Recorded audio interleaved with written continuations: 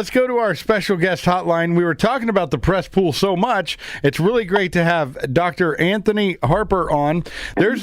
It's great to have you on the show with us, Intermountain Christian News. And you're sitting there in the press pool, and I want to talk about this piece in the ChristianPost.com. So great to see you tonight. Great to join you, Matt. These are really hot issues regarding press access and this administration being afraid to have challenging questions.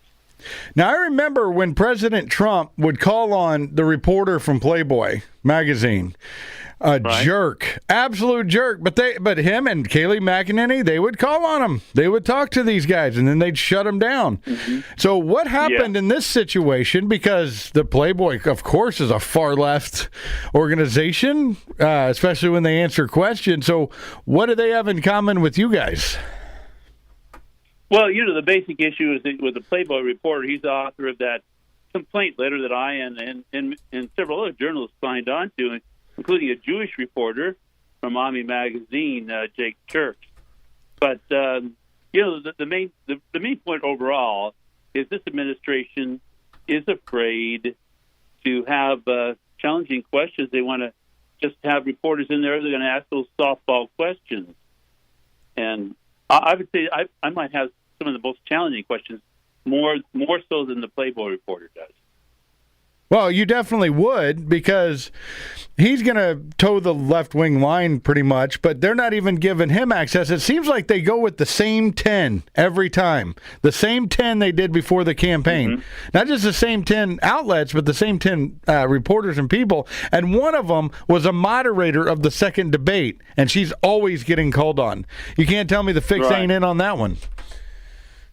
Yeah, Associated Press...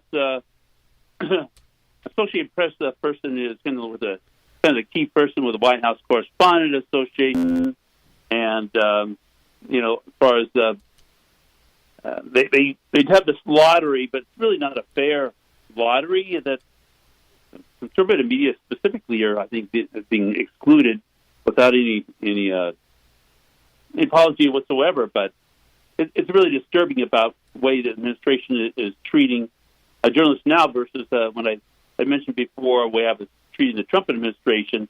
Although the White House Correspondent Association itself is not very favorable to conservative media. No, not at all. Now, let's break this down a little bit more, because according to this administration policy, only 80 reporters are allowed into the complex at a time. Every time somebody doesn't want to do something, they blame the pandemic. Oh, we can't do that. The pandemic. But now... do you ever see others, like, remember OAN was big with the Trump administration. Do you see OAN, Newsmax? You see those guys in there because they're never on camera like you? Right. Well, I rarely see them on camera now. And I know there was a conservative, there was a Fox News reporter in there, but they shut him down. Yeah, I noticed he wasn't in the softball game today. I call the press briefings, the daily press briefings, a softball game. He wasn't even in there today, so they got rid of the last kind of conservative. Yeah.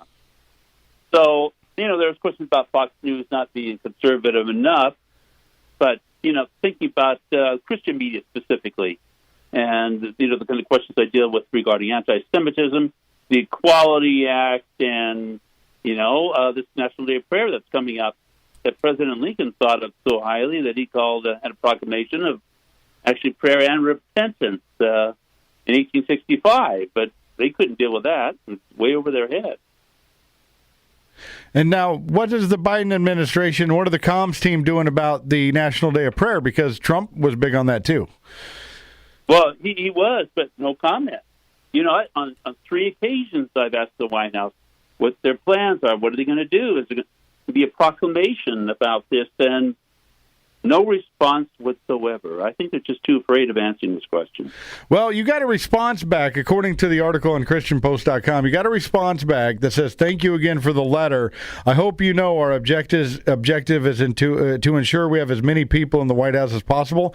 They literally wrote down a non-answer. That's not an answer to the question you guys had. Yeah, right. Get this circling. There's too much time spent in the sky, way up in the clouds, and you get kind of deprived of air up there. Dan, what do you think of this? Because when you can try to control the narrative with the press, this is exactly what they did in Germany. This is what they did in Russia. This is what they did in Venezuela. They start with this. They control the narrative of the media, man. This is the best propaganda machine we've ever seen, though. It's so much cooler than what Hitler had access to. Imagine if Hitler would have just dyed his hair pink and tucked his little boy between his legs. He could have been a god in America these days. You know, he could have just been a transgender. Well, that would get a lot more credibility. Dr. Harper, this is just unreal because, even in Germany, they didn't have this much access when you talk about big tech. And that was our big show last night about how big tech is in on this. But now the media, they're controlling the media, and you guys are there every day knowing you're probably not going to get a question, and you're getting non-answers to these complaints. It's just unreal. So what is your next step to do about this?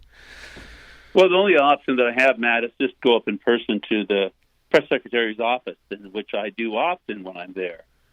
Up and down those stairs, trying to get her attention, or media out on the White House lawn. So, I make it clear to her that this is my only option, is to come up to your office since I'm excluded from these press meetings. And what has she said to you when you confronted her in person? She has no comment specifically about that or about my questions. She'll, kind of make general small talk. But, I'm from Idaho, from the state of Idaho. Got a little bit of Idaho humor. She'll laugh at a potato joke or two, but that's I can't get much response out of her. That is just unbelievable because she works for a potato. No pun intended to Idaho, but that's what she does. She has her hands full trying to make this guy look busy.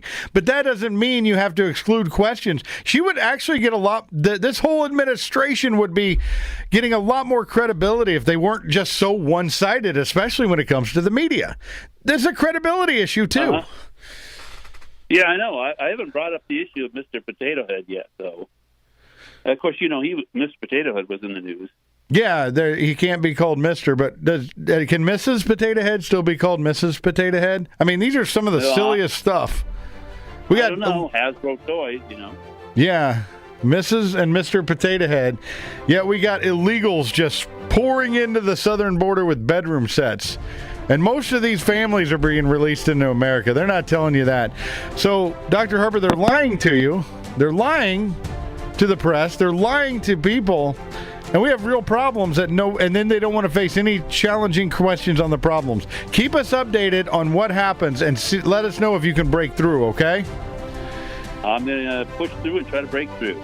Give us the website and how can they follow you on social media? Yeah, more information about YouTube channel through our news website page, imcnews.org. That's for Intermountain Christian News. Just type in my name, Anthony Harper, at the White House, and you can see a lot of videos. Sounds great. Want to thank Dr. Harper for joining us on the show. Want to thank State Senator Ted Harvey. We'll see you next time on The Buff Show. Thank you much.